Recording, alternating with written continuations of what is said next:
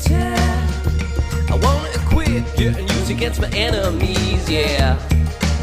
You see, I wanted to save you and then learn how to raise you, but I forget you from the wilderness.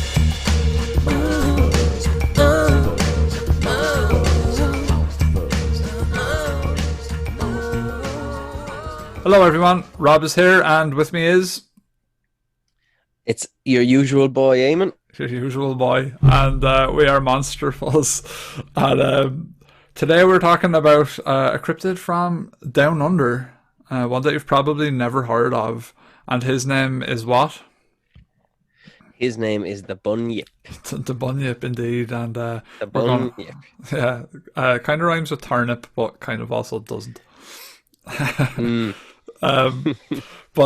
So before we get into that, we're just going to talk about a few things. Don't forget to follow us at Monster Fuzz Podcast, and if you are listening on iTunes or Spotify, please do consider leaving a like and following, and I think it's on iTunes you can leave a review and a rating, which basically helps with our ranking on charts or something like that. I actually don't know, but I think that's a good thing to do, so do that.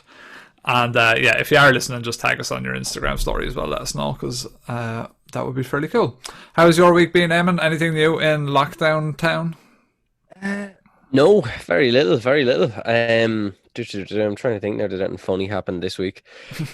No, nothing at all. Nothing at all. Same as last week and the week before and the week before and the week before and the week before. Are you back running? Yeah, or no?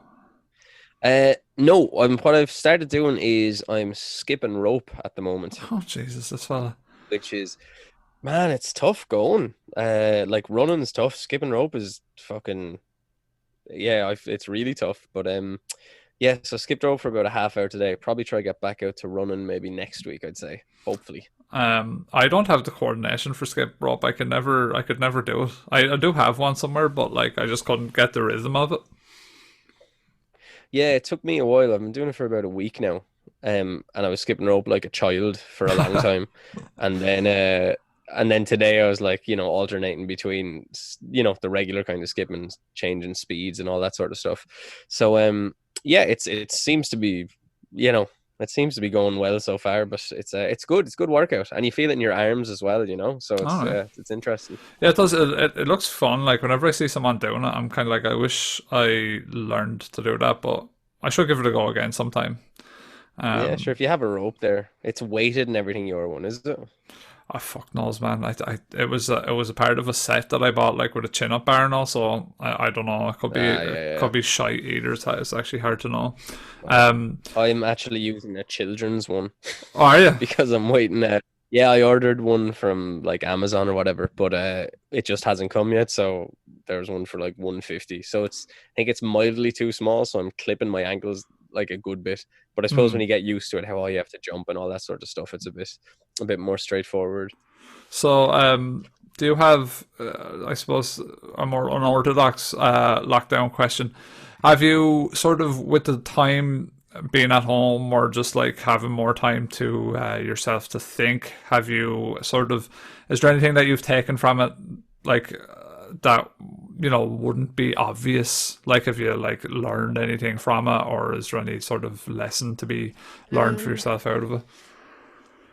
I suppose a big thing is like, you work 9 to 5 and you do that, and then after that you do, make your dinner, do whatever else. But it's not often you have time just to kind of be by yourself, kind of, and just relax. So I've been noticing I probably need to spend a little bit more time just actually chilling out, not like, what's the next thing? And then the other side of it as well is I kind of cut back on the drinking an awful lot. Yeah. And that's interesting as well, like, because not that I used to drink a ridiculous amount, but enough for an Irishman anyway. But it's like, it's grand, not drinking it's not hard or anything. It's it's good just waking up and being clear and all that sort of stuff. Yeah. I think I was never really one for drink. Like, it was never my go-to, so I'm kind of lucky in that regard. I have enjoyed having the odd drink actually throughout lockdown. I'm probably drinking more during lockdown than I ever did before. But again, that's like, once a week having a glass of whiskey or something. It's a very minor that's amount grand. of drinking. But no, it's weird. I think a lot of people now are sort of, I hope anyway, at least from our Irish cultural standpoint, is like most people sort of fell into the rhythm of like living for the weekend. And Yeah. Monday to Friday was just sort of a barrier in between the pub, and I think it's Yeah. I think it's good probably for a lot of people, and I hope that they've taken a lesson from that that there is more of an opportunity to sort of just think and find out what you enjoy and sort of explore like more potential hobbies that you might have. I know that I've heard a lot of people like have taken up running or have got out walking, and they're actually enjoying it like a lot, and they never thought they'd enjoy it, or they never thought they'd have the time to get into it, or they were just too tired from work to like want to work out when they got home. But now, because a lot of people are at home a lot more, that they've actually been able to go out and they're enjoying new things that they never thought they would be able to enjoy. Yeah, absolutely. I think when you have a bit of extra time as well, like time is just what it is. It's just time. So you can spend an hour, watching TV or whatever, or you can spend an hour maybe doing something that's a bit more productive. And I think when you realize like it's not really more fun to watch TV, like the No. feeling you get when you, let's say, work out for an hour, or the feeling you get, or I'm going to sit down and write for an hour, or whatever it is that you want to do, like play a bit of tunes or whatever. Even if you're just playing music and listening to music in that moment, rather than kind of listening to it, when you're doing other stuff or whatever. Yeah, it's fairly decent thing, and it does kind of center you and bring you back down a bit.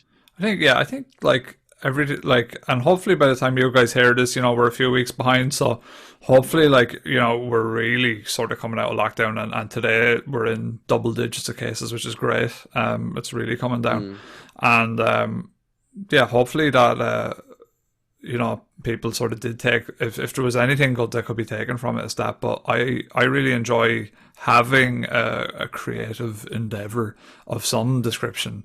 And it's pretty much always how I busy my mind. If I don't have something like that to focus on, I'd probably go stir crazy. Yeah, I think it's good to have something just to occupy you, one way or the other. What about you? Do you have any insights of lockdown for the last week or anything? Yeah, no, nothing too great either. Kind of the same things as you. I think it's sort of, well, it lets you know that, we're all quite resilient. I mean, we've all been sort of in the same boat, and we've all like really been isolated more or less. Some people less than others, some people more than others, some people have sort of bent the rules, some people haven't, whatever. It doesn't really matter. Like, the point of it is we've all sort of adapted really well, I think, and sort of slotted into this way and just get our heads down. But I think, like, the best thing that we did anyway was like starting up this podcast. I think it was a great time to do it, and it was something that gave us something to think about and talk about in the middle of all this sort of boredom. Yeah, absolutely. And as well, it's one of those things, I think we're all being a bit more mindful about catching up with our friends and family and stuff like that. Trying to make time for them. Whereas before, you probably would have been like, yeah, sure, I'll see so and so whenever. That'll be grand, But I know, like, you and me be chatting every day. I'll be chatting to a lot of mates of mine, and like generally, look, I would have chatted to all these people a good bit anyway. But you're just a bit more mindful, or even just checking in on people and being like, you might be like, how are you doing this week? Or maybe someone had a rough week in isolation, they felt a little bit lonely or whatever, and you were talking to them, and then you just have it in your mind. You're like, all right, I'll just gonna pop him a message or something, see if that's kind of passed, see how he's doing, see how she's doing. So yeah, it's good like that. Like, it's making you kind of realize that you're taking a lot for granted in your regular life. Yeah, and I think just even like, not even creative endeavors. Like, I think people have been getting good with, like, say, doing things around the house. There's more free time to sort of just look around and say, oh, I need to do this or I need to do that. So that's good too.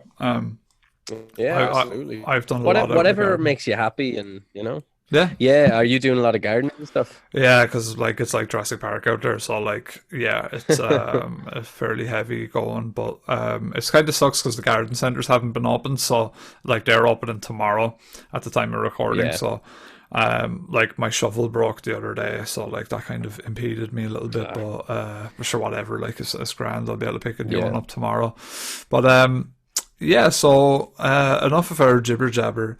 Um, the Jibber bunyip. jabber. Yeah, the bunyip. Do you want to tell us a few little bullet points about the bunyip? A few bullet points.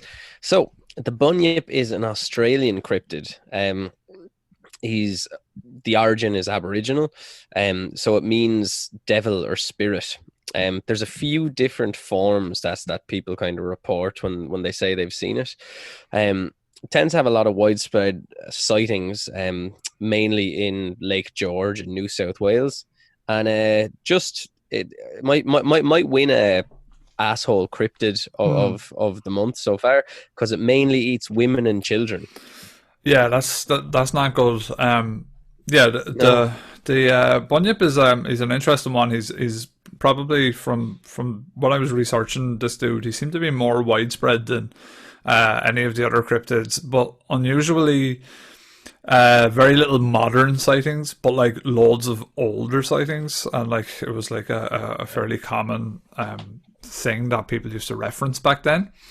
And so to give you guys just a bit of a mental image of what a bunyip looks like. So it dwells in basically water. So you're going to find that at like river banks, lakes, billabongs, as they say over there. And it kind of looks like a mixture of a seal, a sea lion, a water dog, some type of it's got like kind of big ears. There's a lot of pictures of the bunyip online, and I'm looking at some of them now. And yeah, it's got tusks in some pictures, some it doesn't. So it really does vary, but it has many different forms across many different accounts. Perhaps as a result of a variety of weirdo animals that once inhabited Australia, but we'll get to them later. The general consensus seems to have been settled on that the bunyip is either a seal-like creature with some dog-like characteristics. It's around 6 foot long with a shaggy black coat. This type of bunyip has a round head, large ears, and whiskers, and that one has no tail. Do you want to tell us about the other type of bunyip, Eamon?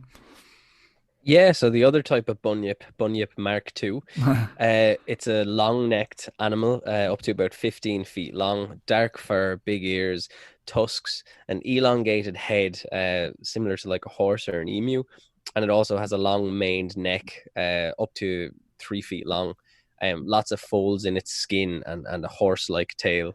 That one is a really So bizarre looking one, isn't it? Like, yeah, judging by the sort of reports of it, like a water horse or water emu.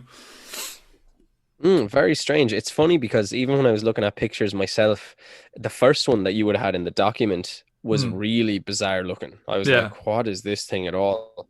And then these ones, some of the pictures remind me of what maybe Dorku might have looked Yeah. like in the previous episode we did.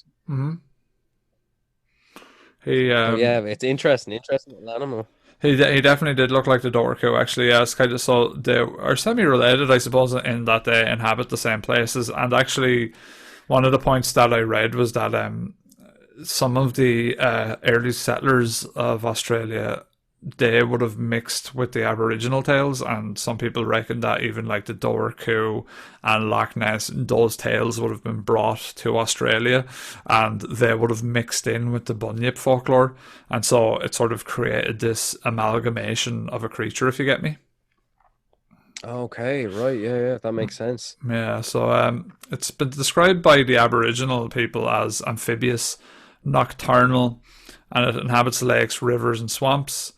The bunyip, according to Aborigines, can swim swiftly with fins or flippers. It has a loud roaring call and feeds on crayfish, though some legends portray them as bloodthirsty predators of humans, particularly women and children. Bunyip eggs are allegedly laid in platypus nests. Now, Jeez. what a weird That'd be a specific... weird one, wouldn't it? Yeah, what a weird specific nest to want to lay eggs in. Yeah, especially because a platypus is like one of the weirdest animals that we know about visually, you know? Yeah, it's a venomous egg-laying mammal, isn't it? That's the summary Yeah. of a platypus. They're definitely a very weird creature. I'd love to hold a I didn't platypus. actually realize they were venomous. I Yeah, didn't realize. I thought they just had like the duck sort of bill. Wow, that's crazy. Yeah. no, they've got venomous spurs in their back legs. No. So now you know about platypi. So let's talk sightings down the Billabong. The billabong, mate. I've been bitten by the bunyip. I'm trying to do It caught me wife and child, mate. the daft cunt. Oh, Ollie, save me. Tell your mom I'm down the Billabong and he's got me leg. The Australian accent is quite hard to do. I haven't perfected the Australian accent. It's a tricky one. It's a tricky one. Because it's like English. Throw some shrimp on the barbie, mate. Yeah, it's like it's very hard for it to get out of being English. It sounds like whenever I do it, I'm like I sound too English. I don't sound Aussie enough. It's like the Jamaican accent when if you say bacon, Beer it sounds can. like beer can. Beer can. Yeah. Bacon. Give me Sebastian. some bacon, man. Ariel. So yeah, let's talk sightings then, I suppose, and listeners be warned that there is some type like old timey racism in this towards the Aboriginals and some of the terms that are used, like they refer to them as the blacks and stuff like that, which I suppose technically isn't really racist, but like yeah, that like you know that's a whole different story about the Aboriginal people and how they've been treated in Australia. Solidarity with my Aboriginal brothers. Whoop, whoop. Tales of the Bunyip became widespread in Australia around the time settlers began to arrive, so imagine late early 1800s. It was already a long-established part of Aboriginal culture, however. The intermingling of said cultures likely contributed to the rise in popularity of Aboriginal cryptids among settlers, who were already well-versed in European cryptids and folkloric tales. Who knows, it's even possible that the Kraken would have been discussed on those long voyages between, say, England and Australia or any of those type of places, because that was a long-ass trip, you know? Yeah. Jeez, you sure? I mean, think about like I bet you could put it on an envelope you couldn't talk about. You know what I mean? Like, because you're so long there. Like, and even I suppose when you're talking about the Kraken, I bet like yeah, some of the sailing crew will probably talk to people about all these sort of weird tales that had been passed around the sailing community and all that sort of stuff. So I'd say there was loads of kind of spooky little conversations going on. I think it with a motor boat, like an engine type of driven boat, like in the early 1900s, I think it took a month to get to Australia with one of those from England. Jesus. So It's like going on the Stena line or something. yeah, so I can only imagine like back then it was probably somewhere in the same region, maybe even slower. But yeah, a large amount of the Bunyip sightings occurred around the 1840s to 1850s, particularly in the southeastern colonies of Victoria, New South Wales, South Australia, as European settlers extended their reach. So one of the interesting ones is the Hume find of 1818, and if you want to tell us about that one. Yeah. So one of the earliest accounts relating to a large unknown freshwater animal was in 1818 when Hamilton Hume and James Meehan found some large bones at Lake Bathurst in New South Wales. They didn't call the animal a bunyip at this stage, but they described the remains that were left that indicated a creature that was very similar to a hippopotamus or a manatee. Shout out to my boy Mkele Mbembe, hippopotamus for life. So the Philosophical Society of Australia later offered to reimburse Hume for any costs incurred in recovering the specimen of the unknown animal, but for various reasons, Hume didn't return to the lake. So ancient Diprotodon, Diprotodon skeletons have sometimes been compared to hippopotamus. They're a land animal, but have sometimes been found in lake or watercourse. And Diprotodon or Diprotodon. Diprotodon. That's it's the largest marsupial to ever live. It was a type of giant wombat. So that's a creature that might come up soon. We actually have a plan to do sort of real life monsters that lived alongside man. So our ancestors from thousands of years ago. The Aboriginal people themselves actually would have been exposed to a lot of mental shit because, as we know, Australia is full of mental shit, and there's just so many creatures and animals there. And the Aboriginal, like, I can't imagine how tough they must have been because, like, Australia is such an inhospitable place, you know? Oh man, snakes, sharks, spiders, crocodiles. There's even Deserts. tiny little. There's these. Yeah, like bananas. But there's even this little tiny sort of a squid thing that it kind of tends to be in rock pools or whatever, Right. and it's apparently massively venomous. So if you touch it, it's like I think you have a couple of hours to get to a hospital. And I imagine that there's just entire like rooms in Australian hospitals that just have various anti-venom for like, do you know what I mean? Because they have so many like poisonous animals or really vicious animals towards humans. I always wondered, like, I know obviously Australia was a penal colony. So people, so obviously, you know, people were sent there. But it seems like one of those places. It's like, why would you stop here? Or like, why would you go to like, you go, hey, let's build a giant big city here. Everything's out to fucking kill us. Yeah. You know, it's very strange. It does seem like that because it is very inhospitable. But I think part of the reason is probably just its location. Like, it's very far from everything else. So if settlers arrived there, they're like, oh, fuck this. I'm not going back to the sea for fucking God knows how long. Let's just hang out here, you know. But yeah, and the weather's nice. So. And the weather's nice, yeah. But like, it's you know, a lot of it is inhospitable, and the Aboriginal people have managed to thrive there for thousands and thousands and thousands of years. So yeah, those dudes are so tough. Did you know that Australia actually declared war against the emu population there? Really? Yeah, they lost the war as well. Emu, I'm gonna look that up now. Emu, Australia, Australia war. Yeah. So I should have really put notes about this down. But the Emu War, also known as the Great Emu War, was a nuisance wildlife management military operation undertaken in Australia over the latter part of 1932 to address public concern over the number of emus said to be running amok in the Campion district of Western Australia. The unsuccessful attempts to curb the population of emus, a large flightless bird indigenous to Australia, employed soldiers armed with Lewis guns, leading the media to adopt the name Emu War when referring to the incident. While a number of the birds were killed, the emu population persisted and continued to cause crop destruction. So there's actually a lot of reading in the Emu War, so if you guys want to read that, do search it. The Lewis guns are like, as far as I'm aware, it's like a fully automatic sort of heavy machine gun that they were using to gun down emus.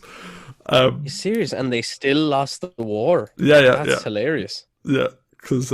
Man, do you know one of our friends got into a fight with an emu? That's right, yeah. Yeah. I tried to attack him, wasn't it? Steve. Yeah, they was farming. I think they on in his house they like farmed emus. They had an emu and an ostrich or something like that. And he went in to feed it one day, and the thing went for him. So he said he had to punch it in the head and run away. And I was always curious. I was like, oh man, did they like? Oh no, emus don't have the long necks. That's ostriches. Yeah. So yeah, that's there you go. Street fight. I'd imagine they get rocked fairly easy in emu. They don't have much of a jaw, so give them a good right hook and they might think twice, you know. That's it, ground and pound.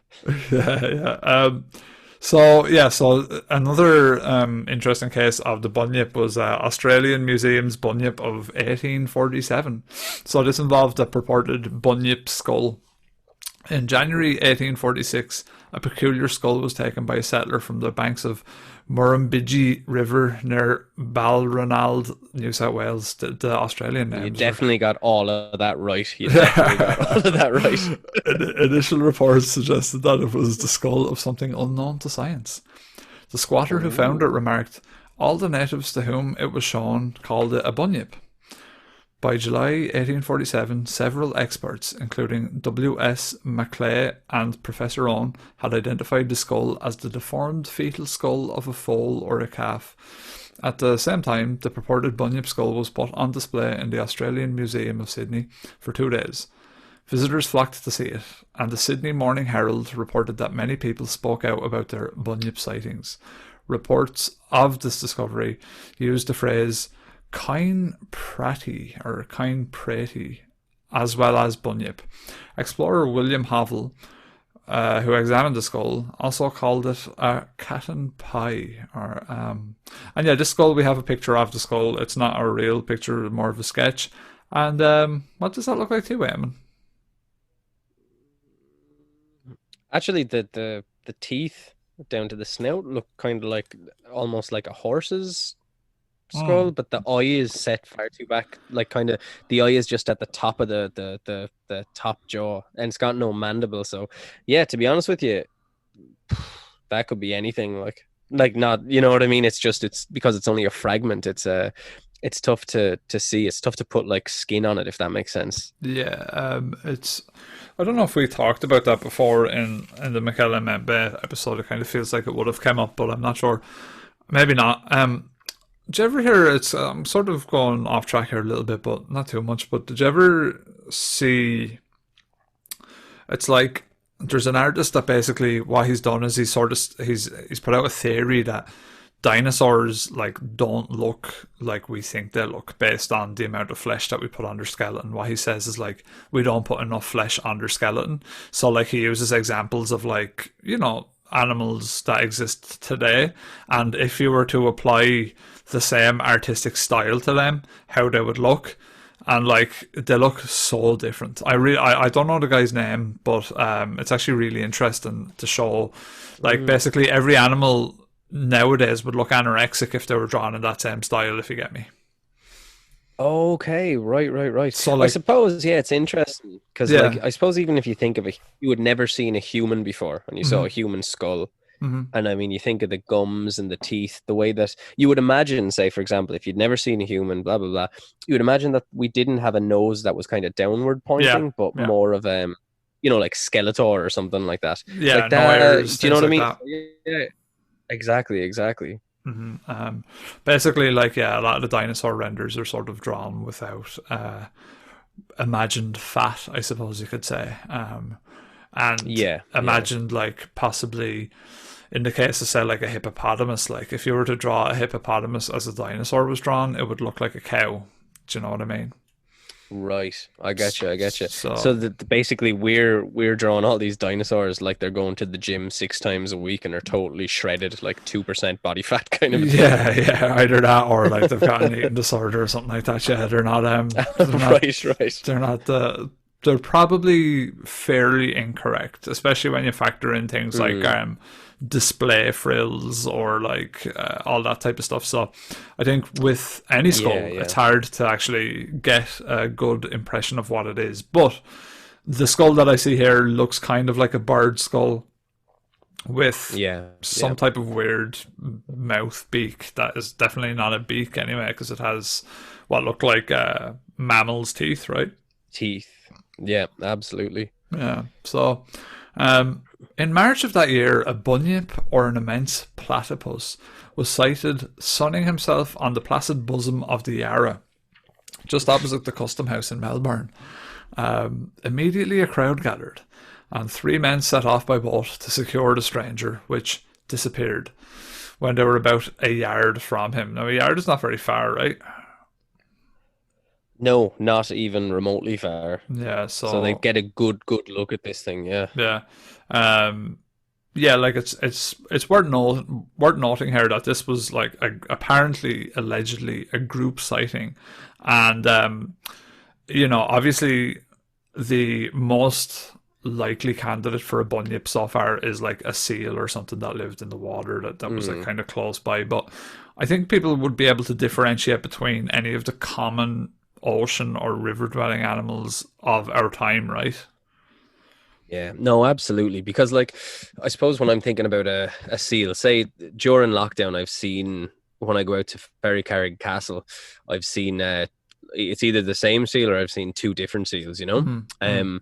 And one of them actually had a fish. It must have caught like a trout or something, Awesome. and it was just trying to eat it. So Yeah. it was really interesting to watch, and it was funny what kind of happened. So he has this you see his head bobbing on the water, and he has the fish in his jaws, and he has to go into the water and then come back up to kind of use gravity so he can eat it. You know what I Mhm. mean? Because obviously he can't use his hands like, and as he was doing that, a seagull saw that like he was eating it, so it started circling him, you know, waiting to see if it could go in and get a bit of the yield. And then by the time I left, there was like 8 or 9 seagulls all flying around him, and he was still kind of shimmying around trying to eat this fish, which was pretty cool.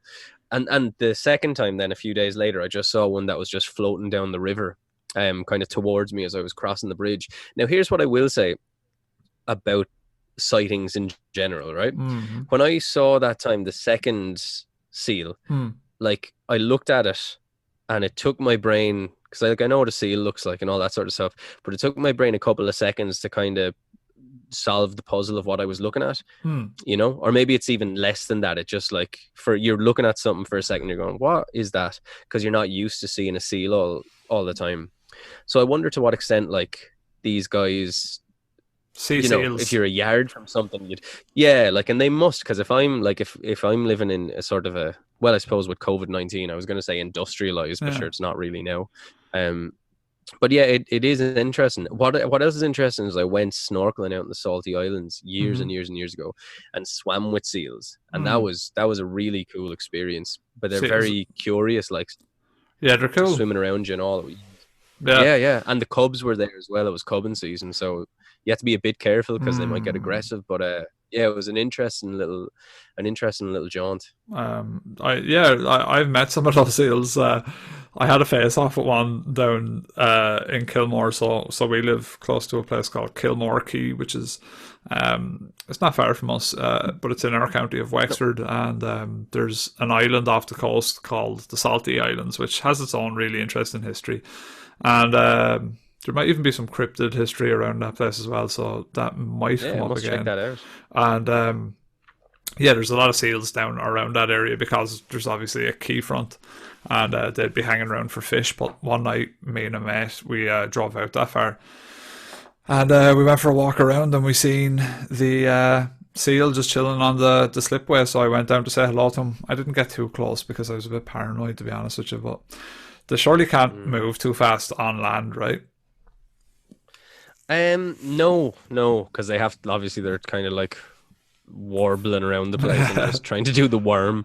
But they I think if you get too close to them, like they're powerful, obviously. Oh yeah, they fuck size, so shit be quite aggressive with you, yeah. Especially if you're in the water. If you're in the water, you might be having a bad time. Yeah, I think so. But I think so with that sighting, it's interesting. It's interesting because yeah, like we were saying, it's probably likely that people knew what a seal was. If not the people viewing, surely the people in boats would have at least had some maritime experience to where they'd be like, yeah, that's a seal.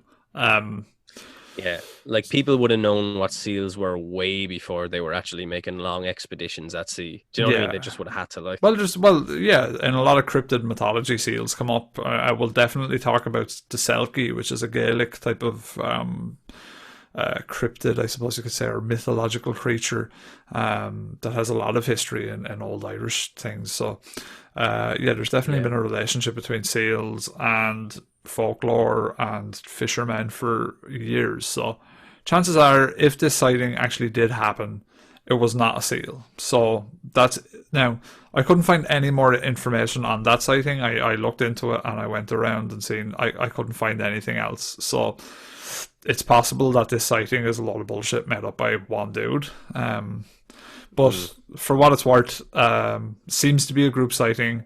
Couldn't find any more information. But this is interesting. This is Stockweller, I suppose, yeah, Stockweller. Yeah, his sightings, Stockweller's sighting. Yeah, and drawings of 1857. In an article titled "The Bunyip," a newspaper reported on the drawings made by Edwin Stockweller as he travelled on the Murray and Goulburn rivers. Amongst the latter drawings, we noticed a likeness of the Bunyip, or rather, a or a view of the neck and the shoulders of the animal. Mr. Stockwell informs us that the bunyip is a large freshwater seal having 2 small padules or fins attached to the shoulders, a long swan-like neck, a head like a dog, and a curious bag hanging under the jaw, resembling the pouch of a pelican. The animal is covered with hair like the platypus, and the colour is a glossy black. Mr. Stockwell saw no less than 6 of these curious animals at different times. His boat was within 30 feet of one, near Maguire's punt on the Goulburn. And he fired at the bunyip, as they did back then. They were just like, oh yeah, let me just get me a gun and try and kill this yolk. Bang, bang. Yeah, it's like, oh, this endangered creature, let me shoot it. But he did not succeed in capturing him. The smallest appeared to be about 5 feet in length. The largest exceeded 15 feet. The head of the largest was the size of a bullock's head and 3 feet out of the water. So, yeah, so it seems to be like there's like a pod of these animals, I suppose you could say. And according to his one, so you've got a very long neck, like a swan's neck with a dog's head, which kind of sounds very bizarre. With a curious bag. Certainly the bag under the chin is, yeah, that one's weird, eh? Yeah, like the only thing I could think that would be misconstrued for is like fat, some type of like blubber pouch under the neck. Covered with hair is interesting as well, like a platypus. Like, so if you guys aren't familiar with what a platypus's hair looks like, it's very sort of dense and slick, short. So yeah, so after taking a sketch of the animal, Mr. Stockwell showed it to several blacks of the Goulburn tribe, who declared that the picture was Bunyip's brother, meaning a duplicate or likeness of the bunyip. The animals moved against the current at the rate of about 7 miles an hour, and Mr. Stockwell states that he could have approached close to the specimens he observed had he not been deterred by the stories of the natives concerning the power and fury of the bunyip, and by the fact that his gun had only a single barrel, and his boat was of a very frail description. So, yeah, so he is the bunyip's brother, so the natives seem to differentiate whatever this creature is with whatever they call the bunyip, right? Yeah, like a duplicate or likeness of the brother. I wonder, was it like a thing when they meant it's the same, but do you know what I mean? Because it says like a duplicate or a likeness. Or maybe they meant that it's slightly different or something, you know? It's interesting though. It's the bunyip's brother, mate. Oh, crikey, you know, it's the bunyip. There's a shark in the water, but the fucking bunyip is coming, mate. It's gonna be okay. Yeah, that wasn't too bad there. You got a bit Scottish now. I lost it at the end. Yeah. It is hard. It's a very hard accent to keep up, but if you just say cunt a lot, generally, you know. Can't. I like the way they can't. So do you want to talk about the newspaper reports? Yeah. So the description of the bunyip varies across newspaper accounts. One saying, the great bunyip question seems likely to be brought to a close as Mr. Stockwell, an artist and gentleman. So this is before gender fluidity and stuff like that. Yeah. Who has come up the Murray in a small boat, states that he saw one and was enabled to take a drawing of this vexed question. I like that. I'm going to start using that when they ask me stuff in work. Ooh, that's a vexed question now. That's making me quite irate. But could not succeed in catching him. We have seen the sketch, and it puts in mind of a hybrid between the water mole and the great sea serpent. Okay. Yeah, well, that's a very interesting hybrid, isn't it? That because the water mole, I'm assuming that's just like a regular mole, but of the water, right? Yeah, probably like an otter, maybe, or like something like that. Probably like a bit of a dorku type of creature.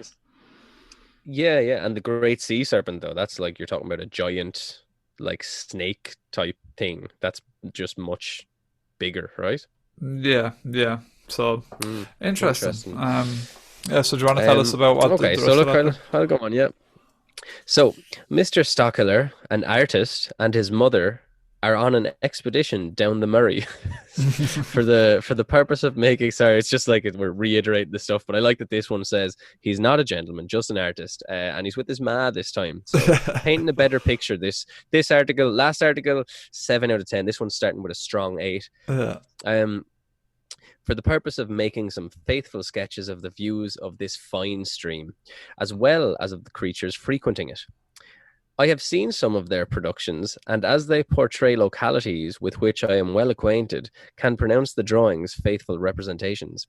Mother and son go down the stream in a canoe. The lady paints flowers, and the son devotes himself to choice views of the river's side. One of the drawings represents a singular creature, which the artist is unable to classify. It has the appearance in miniature of the famous sea serpent, and that animal is described by navigators. So 2 sea serpents and 1 water mole. Yeah. So, it's possible. Like, is it possible that he was just fed up with listening to his ma, and he was like, "I'm just gonna draw some mad shit now when she's talking fucking stupid bullshit about flowers. I'm just gonna draw a lizard." What age was he that he was going around with his ma? Like, I like to think he was like 45. His ma was like nearly dead, just talking absolute nonsense about his dad. Another thing. You daft bat. Stock killer. You daft bat. Oh, you flaming mongrel of a rat. Yeah. Should not be a damn cunt. Fuck's sake, man. I want to go down to the Billabong. Do you know what makes it actually harder to do an Australian accent? When you can't hear yourself because you've got headphones on, so I can't hear myself properly. So like, you can't correct yourself. Yeah, that's absolutely. Tricky. So that's actually it's one a of the challenge. things you start. It's good. It's like you start well because Mrs. Stuckler and artist and his mother on an expedition down the Murray. You've gone making some faithful views. You've gone like sort of half Birmingham, half South African there. Yeah, exactly. It's not. I wonder if the reason the Australian accent sounds the way it does is because people from all different nations are there and they just made a big blend. Have you heard like the theory? Then the American accent would be different. Yeah, have you heard the theory that the American accent now is actually how the English accent used to sound when they first arrived there? Really? Yeah. That's interesting. So, like, the theory is that the English accent evolves more at home in England because, obviously as time went by, there was different little areas and pockets of the accent, whereas in America, it just sort of stayed the same. Now, look, I don't know, it doesn't really make that much sense, but it was when I read into it, and I'm doing a bad job of really explaining the theory. But they reckon that the people in America sound like the English people used to sound, which is kind of funny. Like, can you imagine, English people back then with an American accent? Yeah, I really like that. Hey man, set sail! You gotta circumnavigate that island, dude. I like that. Yes. California. And then they get back home and it's all like, "Oh, would you like a crumpet?" Yeah, so it's a theory, but it's an interesting one. It's definitely food for the brain to have a think about. But yeah, so back to Stockler's sighting. What was the rest of what he seen?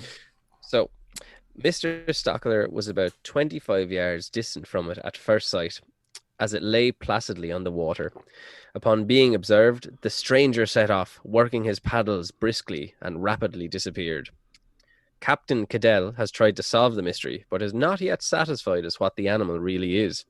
Mr. Stockler states that there were about 2 feet of it above the water when he first saw it, and he estimates its length from at least 5 to 6 feet. The worthy captain says that unless the creature is the musk drake, so called from giving off a very strong odor of musk, he cannot account for the novelty. The musk drake is just like a pigeon.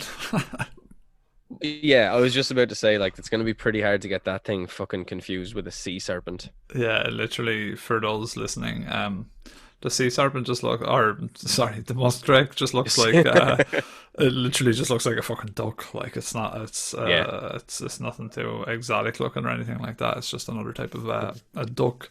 A drake is another name for a duck. I thought drake was a name for a lizard as well, right? Like a dragon. Yeah, that's what they call dragons. Yeah. Yeah, I didn't realize drake was for a duck, but maybe it's something to do with the. Sorry, I was about to just start talking complete shite there, and I stopped myself. Why? I was about to just be like, maybe it's because I was going to say the only ththing that I can find similar to a duck and a dragon is the curve in the neck. Oh, okay. So I was like, is that where the term comes from? But again, I have I'm talking complete shite, so who knows? Well, look, that's what this podcast is about. Is essentially just talking shite. So, it's all good. But he sent out things to the newspapers, was it? Mm. Or he disputed Yeah. what they were saying, was it? Yeah, so he sent them out and then later disputed them. So he Right. stated that he never called the animal a bunyip. He said it did not have a swan-like neck, and he never said anything about the size of the animal, as he never saw the whole body. Right. So he went on to write that all that would be revealed in his diorama as an almost life-size portrait of the beast would be included. The diorama took him 4 years to paint and was reputed to be a mile long Jesus. and made of 70 individual pictures. The diorama has long since disappeared and may no longer exist. That's a shame. I was like, oh, we got to get some pictures of this diorama. That sounds like one of those mad tapestries, like Yeah, that so all the women were doing. the Bayou tapestry, yeah, and in this case it'll Yeah. be the Billabong tapestry. It'll be, Billabong tapestry, mate. and so he was he just trying to sell his book or sell his was that what he was trying to do? See, I don't know, because like I suppose if you were trying to sell the book, you might not dispute it and be like, "Oh yeah, it was a big serpent thing." Do you know what I mean? Like, surely you'd double down on some of the newspaper. Go, "Oh no, this is right." Yeah. Like that's what I would do if I was trying to bullshit and sell a book. Unless his credibility was brought into question at a certain point, like maybe he suggested it, and the newspaper sort of ran with it. He sort of became labelled as a bit of a quack, and he didn't want that label. He was trying to be sort of like an explorer type who found this new creature, but turned out that they sort of turned him into a lunatic. So that's the other possibility, right? Possibly. It does seem like in those days, you probably could say that you saw anything. Do you know what I mean? Because it's like there's an awful lot of uncharted territory back then, and certainly undiscovered animals. So there's lads believing in krakens and stuff, so it makes sense that you'd have a sea serpent as well, I guess. Especially in Australia, because like there's so much there's so many different creatures there that are just like lunatic stuff. So like I would imagine that the initial settlers, when they intermingled with the Aboriginal people and the Aboriginal people were telling them about these creatures, they were like, oh yeah, well look, fucking anything goes here. It sounds like there's a lot of mad shit. And then they looked at a platypus and they're like, what the fuck? And then it's crazy. But one of the more interesting sightings is the Bunyip of the Burrowang. And shouts out to Tim the Yowie Man for his article about the Bunyip of the Burrowang. He was one of the ones that I drew a good bit of inspiration from. So if you do want that article, just search his name and you should find it. But Burrowang is a small village which is about 140 kilometers from Sydney. Apparently in the swamp near the village there have been many bunyip sightings. The cool thing about this swamp is that it is home to a rare type of giant dragonfly, which have been around since dinosaurish times. So yeah, like dragonflies in general are like basically, almost dinosaurs, same as crocodiles and alligators and all those type of things. They've been around just as long. Yeah. So I mean, if what I'm trying to get at when I mentioned the giant dragonfly is that if something like that exists in this place, it's not, and as well as alligators are fairly widespread around Australia, is it that out of the question to think that some prehistoric creature is also there too? I don't really think so, which is what I think makes a lot of these cryptids very interesting. During the early 1930s, a group of railway workers fled in horror after hearing strange noises they believed to be a bunyip coming from the swamp. The Burrowang bunyip was at its most ferocious during the 1960s, when its bull-like roar was often heard echoing around the swamp. The roar was so loud it shook the bottles off the top shelf of the bar, recalls Ed Wolfrey, former publican at Burrowang's pub. But somewhat tellingly, the bunyip hasn't been heard since part of the swamp was dammed in 1974, giving rise to theories that the infamous bellow actually came from the swamp's peat. The swamp is one of the best examples in mainland Australia of montane peatland, which expands and contracts with changing temperatures. So it's actually really funny to think like that, workers, like these hardy workers that were like all, working on a railway, which is like brutal, tough work. Those guys would have been like in splitting heat, probably working with like pickaxes and digging trenches and shit. And they hear this roar and just run off. So it's kind of funny to think, especially if it was literally just from Pete making the noise. But what I wanted to offer for this part anyway, at least, is a bit of Irish. Oh, Lord. Did I make a noise there? Something bananas happened. Yeah, just a giant. Speaking of Pete making noise, there was just a big giant, like a ba-dum. Yeah. I hit the mic. I thought the Bunyip was like, it knew we were talking about him, and it was like. That tells me that I need a shock mount because I just like whacked the mic and it just went boing. It was good timing though. Yeah. But yeah, one thing that should be noted about us is that we're from Ireland and there's a lot of peat bogs around. I've actually been to a few of them. I've never heard a noise from a peat bog. Have you ever been to a peat bog, Eamon? No. Well, the last time I was at a peat bog, I believe, was with you when we climbed. Yes, indeed, yes. Wow. Where do we go again? In Wicklow. Wicklow, yeah, Wicklow. There's back when we could travel freely. Back in the free old days when we went up a mountain, and that was. There is actually a cryptid from that area too, which we will. There's a Dorku sighting from up there. By the way, which I don't think I ever really? actually. Yeah, I didn't tell you that. I don't think. Yeah. Well, you knew I'd get very nervous. Yeah, I'd get very of course. I was trying to spare your for your nerves. own good. But there's, I'd be very nervous. There's two lakes kind of close to where we were, and apparently there's a Dorku sighting at that lake. But I did come across it too. I was thinking we must go on a big excursion to maybe some of these spots. Absolutely. Airbnb it and check it out. Yeah. Obviously, we'll take the money out of the company credit card and 35 check cents. It out. Is that what we've made so far? Yeah, that's what we're on, 35 cents. Listen up, bitches. So yeah, obviously, look, because I've been to peat bogs and I haven't heard a noise doesn't mean that they don't exist. And I also did look. Yeah. I looked for peat bog noises, but I couldn't find any either. So that's maybe, I don't know. Yeah, when I stayed with a cousin of mine in Kildare when I was a kid, and there was like a peat bog. You'd have to cycle about a half hour to get there or whatever. But we used to just play in the peat bog. Like we'd jump off high parts into the bog. You go like 4 feet deep. You have to be careful about where you jumped because like you could obviously get stuck and drown. Yeah. But I didn't hear any strange noises. Did find a car that was on its side and went into the car. Lovely. Just because I was like 13 or 14 and looking around, and my cousin was holding open the door because it was on its side, and I was like looking in around, and he fell and the door fell down and cracked me on the nose. Oh, fuck. And that was the second time I broke my nose. Yeah, good times. My nose is like fucking Mick McCarthy's nose. Like it's like it's trying to come off my face and look at something on the left. Yeah, I didn't even notice that you had broken your nose, to be fair, though. Most people have really obvious breaks. Yeah, no, I've broken my nose 3 times. Fucking hell, Jesus Christ. And like you've never done the funny thing about that is you've broken your nose 3 times and like you never did boxing or anything. It was all just from dumb shit.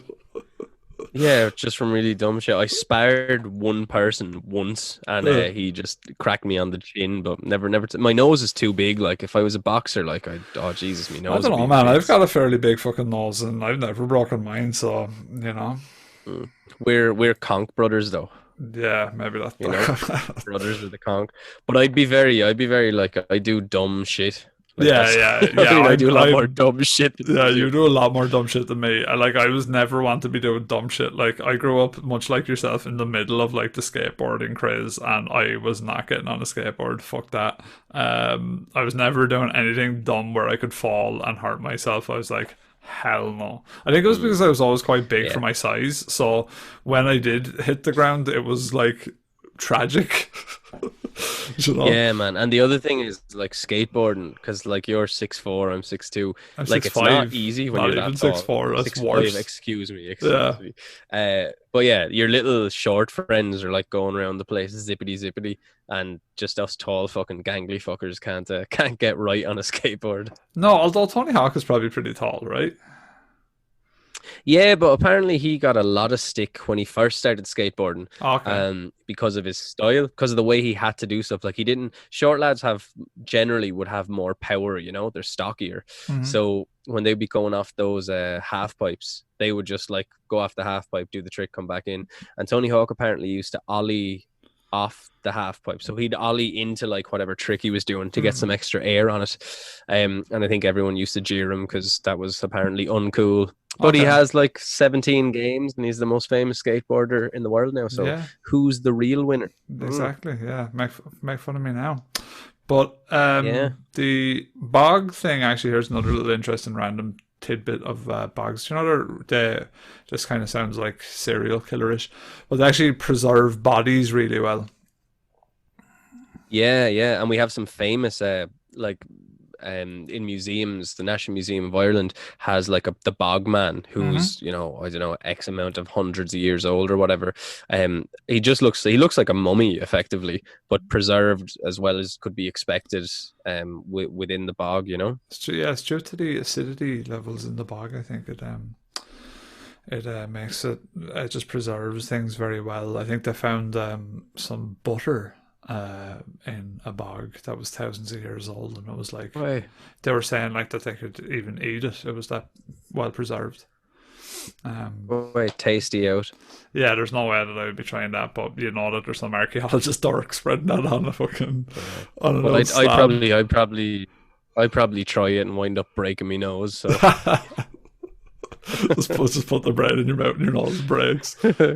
yeah, just immediately like Uh, Christ.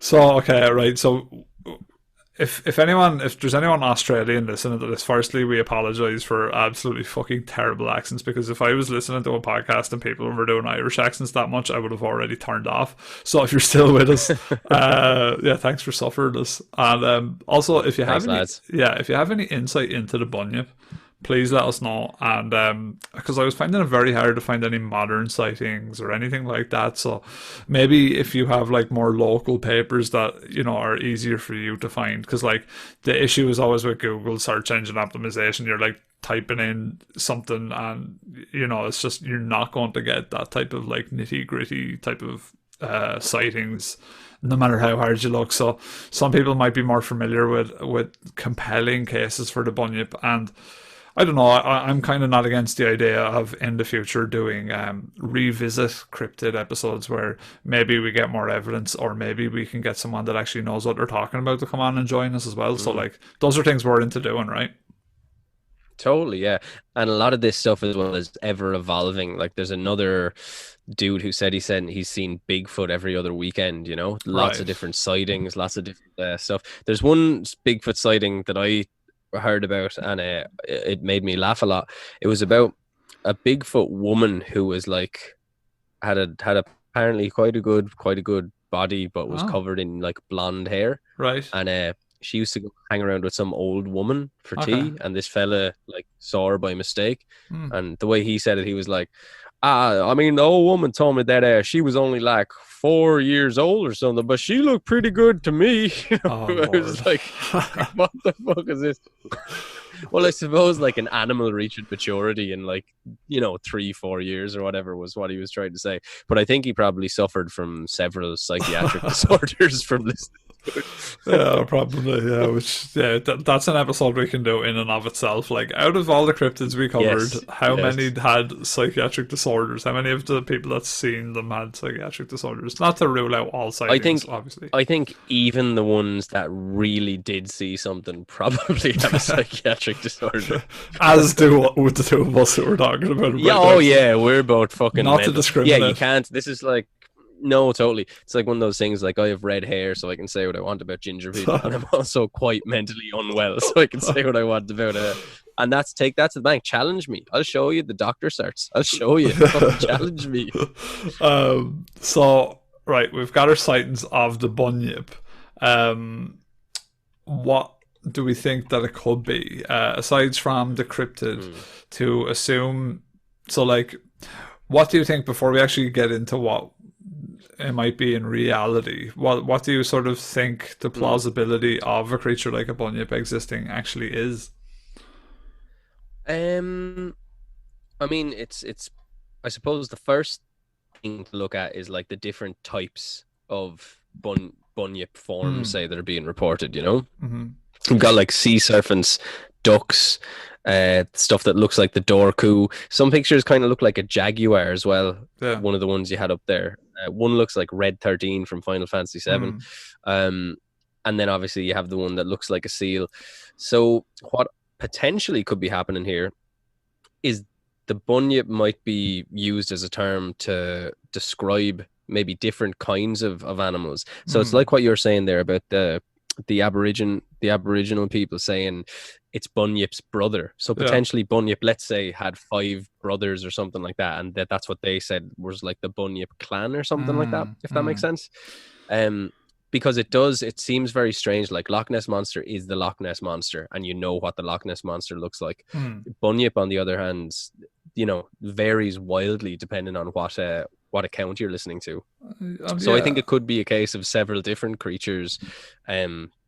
Maybe there's some creatures that we haven't discovered yet that has elements of each type, maybe slight nuance or something like that. But it's possible. It's possible that a bunyip just means like, say, a bad omen. Like it's like, something bad happened to you. Like that's the bunyip, So that's a possibility. But from the real sort of possibilities, I suppose you could say, is a seal seems to be the most compelling case, right?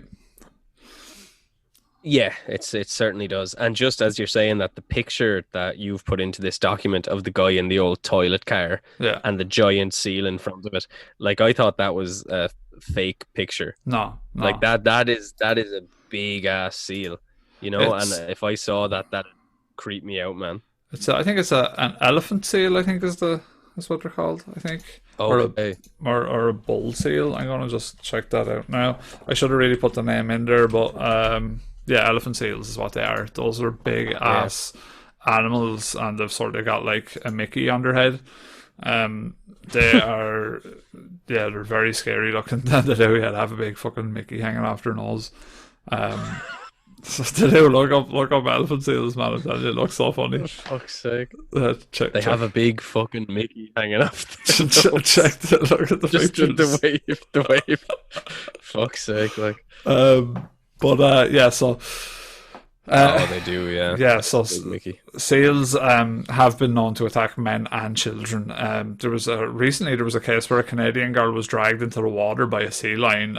It's actually a video that you guys can check out where he literally comes up out of the water and goes like yoink, pulls her in, which is a really scary video. Is that the one where the dad jumps in after it? Yeah, I've seen it. That's a crazy video. Crazy. Yeah.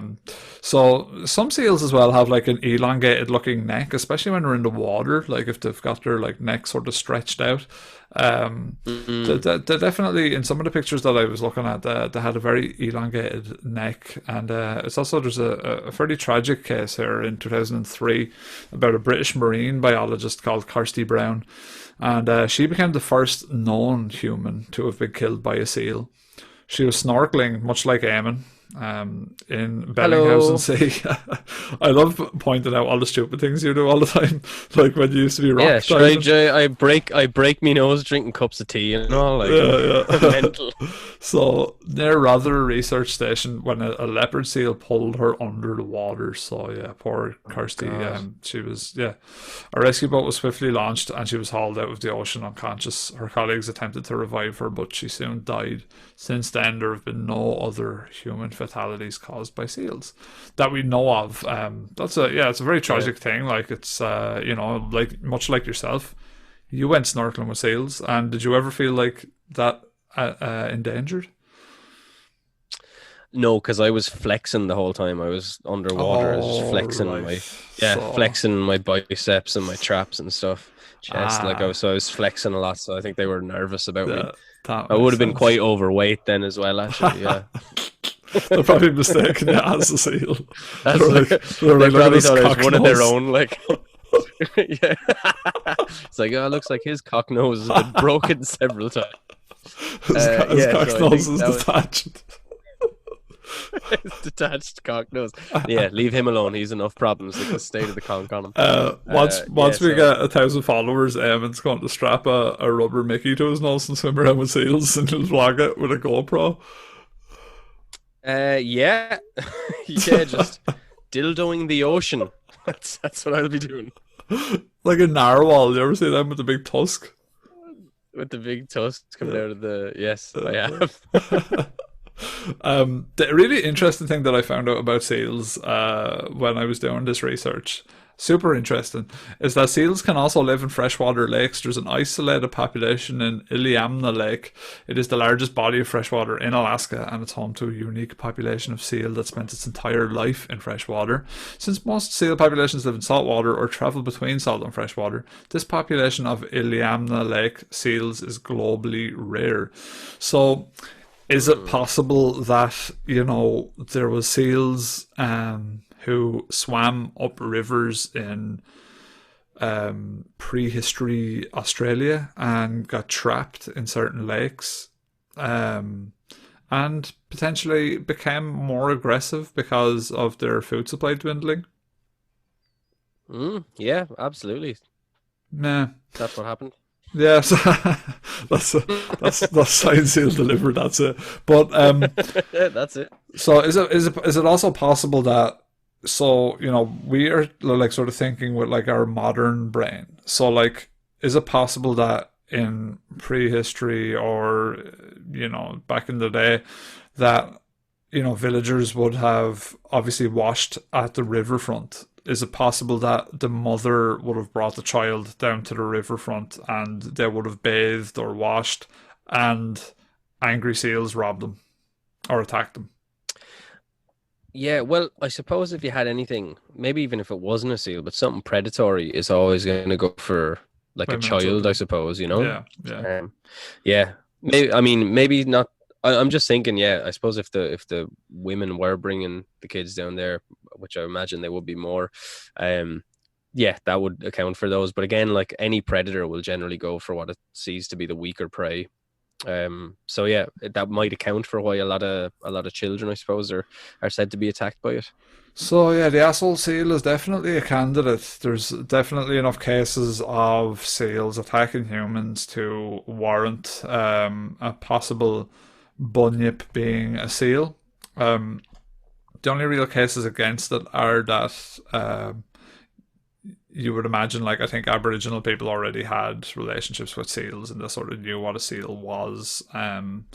So that's kind of the thing. But yeah, do you want to tell us about the next possible suggestion? Yeah, the next possible suggestion is an interesting one. It's the long extinct giant platypus. Yeah. So as far as we know, again, what you're looking at here is, if you can imagine a platypus in your head, this is a bigger platypus, similar to Megalodon. Yeah. So it's quite big though. It's like dog sized, would you say? Maybe a bit more.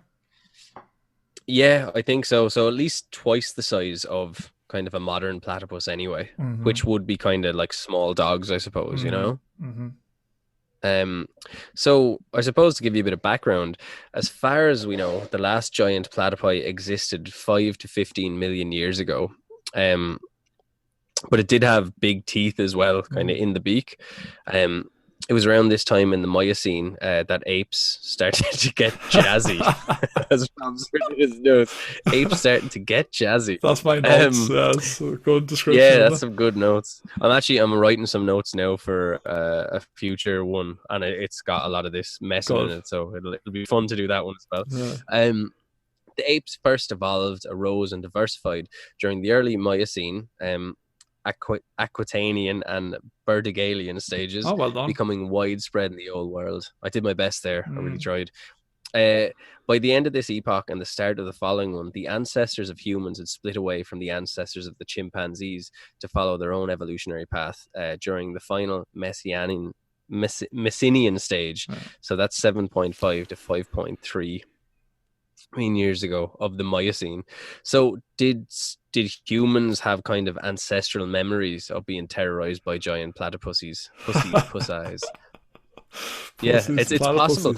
Like, because I know I was reading some stuff about Bigfoot and Yeti and all that sort of stuff. And we'll be covering this in more detail in a future episode. But some of the stuff they say that accounts for in the Bible, there's a lot of stories about sort of giant hairy men. Basically, in the tale of Gilgamesh goes back and does battle with like a giant hairy warrior, but a lot of stuff like that in those ancient texts. And the idea is that potentially there would have been crossover between Homo erectus and Neanderthal. So obviously we're Homo sapien, but again, we're descended. So it's this kind of thing, like the same way they say why kids have nightmares about monsters with big teeth and sort of spiders and all that sort of stuff, is because it's this sort of thing that's in your DNA that you're like, I know to be afraid of like this thing because it has venom. I know to watch out for that. Yeah, so yeah, phobias. What you're saying here is this kind of tied into us. Yeah, exactly. So this could be tied into our genes effectively. And it becomes like a tale, I suppose. Like you think of those people, whatever they would have communicated, telling each other these cautionary tales, and then they just get passed down and diluted and morphed and stuff like that. So yeah, that's absolutely possible. I was watching a really interesting video. I can't remember the channel, but it was one of them videos, one of those channels that when I found it, I was just binging everything. I'll tell you next week on the next episode when I find it. Yeah. But they were basically saying that, like, the widespread theory is that man was this great hunter and they evolved once they started to hunt, and that's how we basically branched off. But the theory was that basically we evolved because we were hunted and we learned to basically evolve and get away from everything, and that's where our intelligence sort of came from, was from being hunted rather than being the hunter. So but the Aboriginal people, so there's two videos that I want to do at some point soon. One is sort of like a top 5 list of real life sort of cryptids that, well, not cryptids, but real life animals that existed alongside our predecessors, and those were like mental shit. And another one that I wanted to do as well was things that existed along and haunted us as well. Like, I think that'd be really interesting too.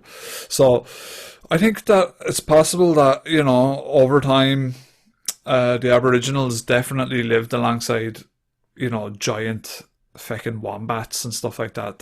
Those were huge, and they reckon that they were basically driven to extinction from hunting and things like that. So the Aboriginal people in Australia definitely were exposed to creatures that are out of our scope altogether. So it's not out of the realms of possibility that it was something crazy like that. Now, whether it was a giant platypus, I don't know. I mean, platypus just looks so funny. I really have a hard time imagining them like attacking people, but it would be very terrifying. Wouldn't you agree? Well, maybe that's part of its thing. Is it's kind of like the platypus is kind of odd / adorable looking. So maybe that's part of its it's a tribute to actually get and hunt people. Is like nature knows when we see it, we go, oh, look at that little thing, and then it's chowing down on your leg or whatever. Yeah, it's a funny and terrifying sight of a platypus with a child in its mouth running away. Okay, that one's pretty pretty scary, yeah.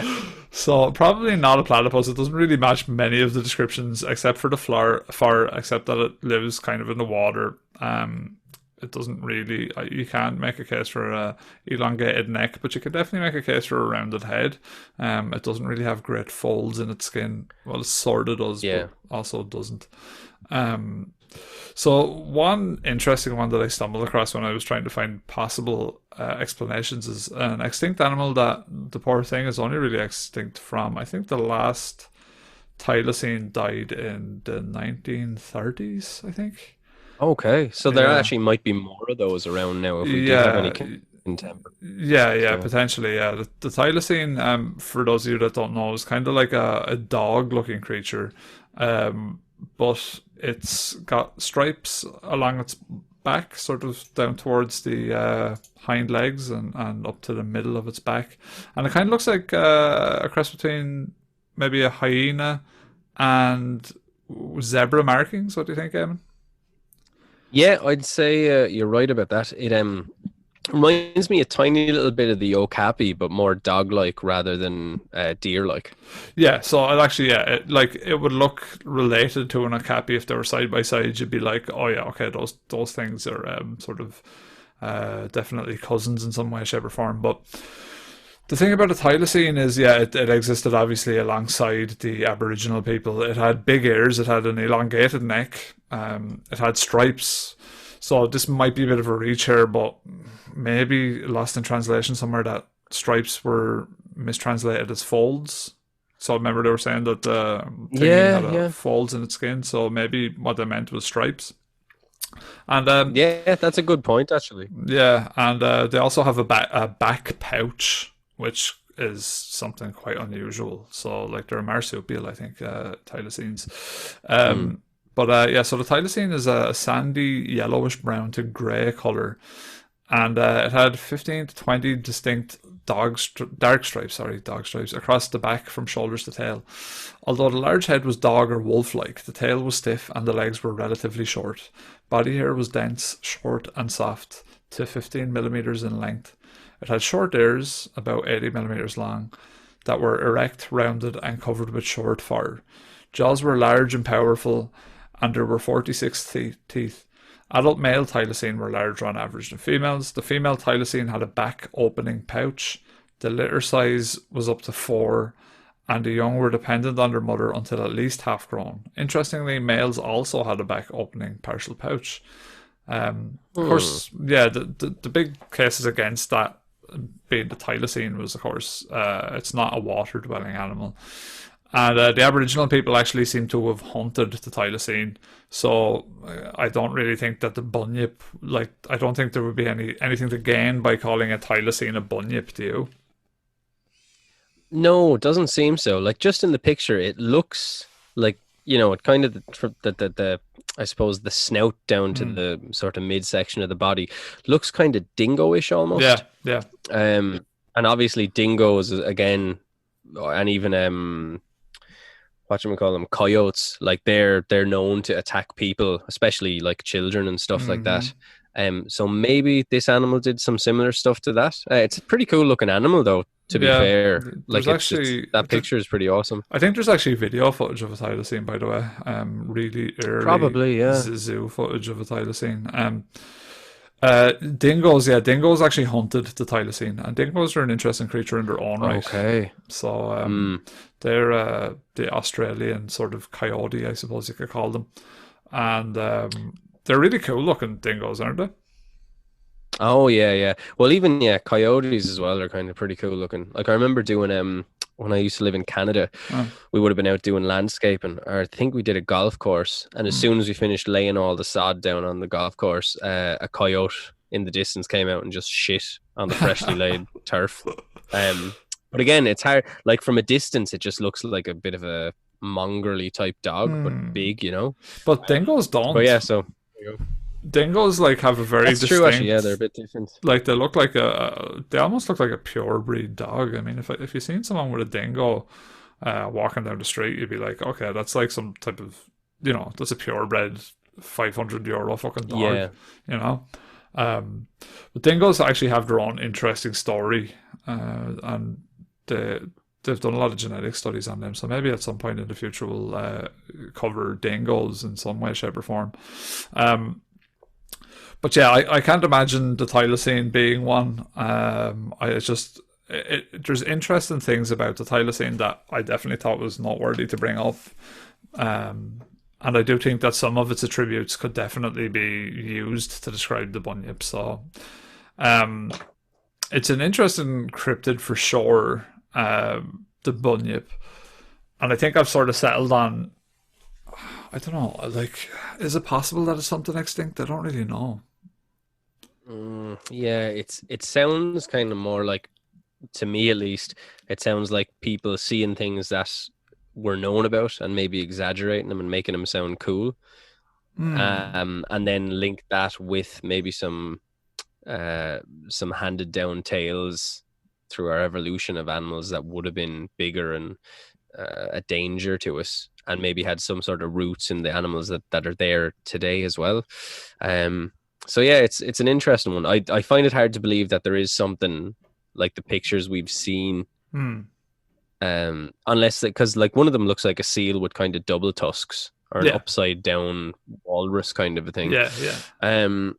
So yeah, so no, for me, I think it's probably that. It's probably guys exaggerating stuff, similar to the Kraken, Yeah. where they exaggerate things that are real, but obviously make them much bigger than they are. Like Jaws, like the movie. Like there's Yeah. not a shark that size, but it's an exaggerated idea of something that's actually there. Yeah. I'm going to double down and say that it was a real shit, creature. I'm going to be controversial. I'm going to say that the Bunyip is one of Australia's weirdo creatures that did exist at some point. Now, whether the sightings were real in modern times, like the early 1900s and the 1800s, like the ones we talked about, I'm not exactly sure, but I'm going to be controversial. I'm going to say that the Aboriginal people know what they're on about. They lived alongside enough mental shit to sort of have an accurate account. There's actually something reading today that they have cave drawings of giant sloths that the Aboriginal people did. Oh wow! Yeah, which are really cool. The giant sloth is definitely something I'm going to feature in one of those lists. And yeah, the Aboriginal people really did live alongside loads of mad shit in Australia, and still to this day you could argue they live alongside a load of mad shit as well. So I'm gonna say that yeah, I think there's probably at one point there was something in the water that terrorized people. But what? Who the fuck knows? And it's possible that we'll never find out. But yeah, who knows? Do you have anything to add to the Bunyip, Eamon? The Bunyip, no, except that I think Bunyip and Dorku are in the running for best names for cryptid at the moment, in my opinion. I think Bunyip is The really ones good, that and Yeah, Dorku is another great one as well. Yeah, yeah, and I think that's probably about it for this one, folks. I hope you enjoyed our trip to Australia, where we tried to figure out what the fuck is going on. We'll be definitely going back to Australia because there is another very famous Australian cryptid, and I can't remember its name right now, which is a shame on me type of situation. Do you know its name?